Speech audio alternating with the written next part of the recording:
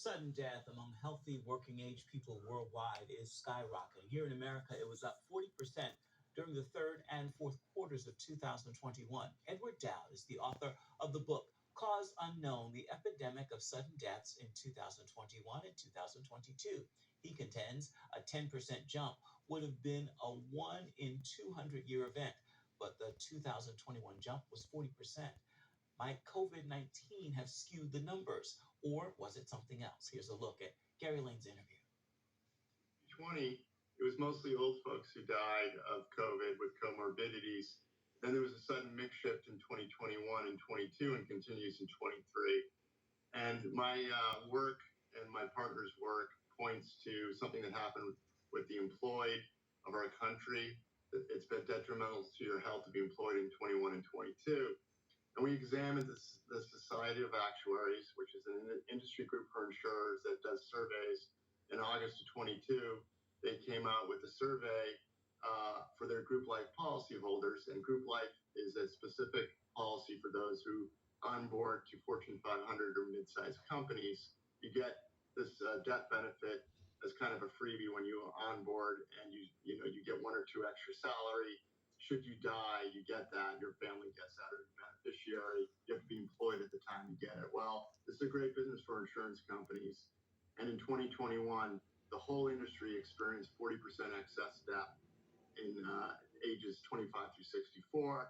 The millennials 25 to 44 were hard hit, particularly.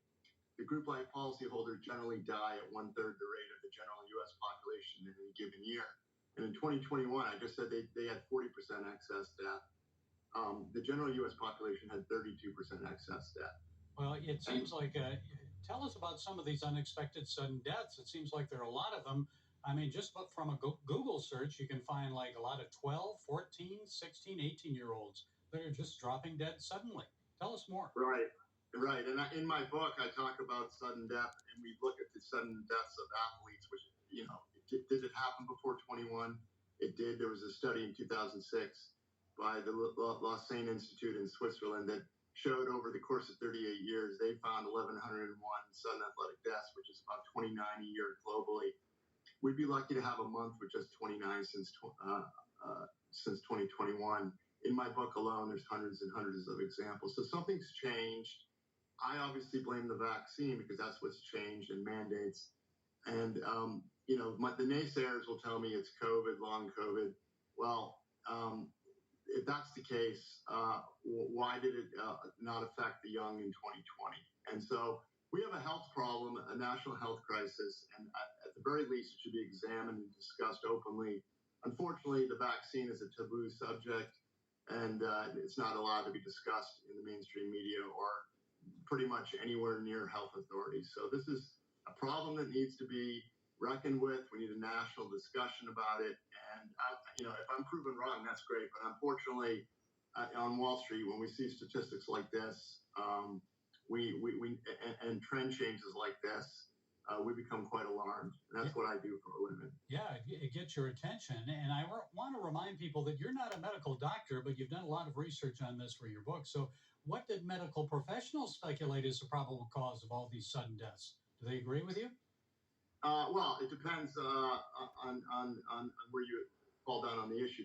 Obviously, the frontline doctors who were vilified early on, who identified the vaccine issues, like Peter McCullough, Dr. Malone, and others, agree with me. The excuses I've heard from many medical professionals is, well, there's suicides, Ed. There's drug and fentanyl overdoses and missed cancer screening appointments. Well, let's take a look at what happened in the third quarter of 2021. The millennial group, according to the Society of Actuaries, that's ages 25 through 44, experienced into the third quarter a rise from about 30% excess mortality to 84%.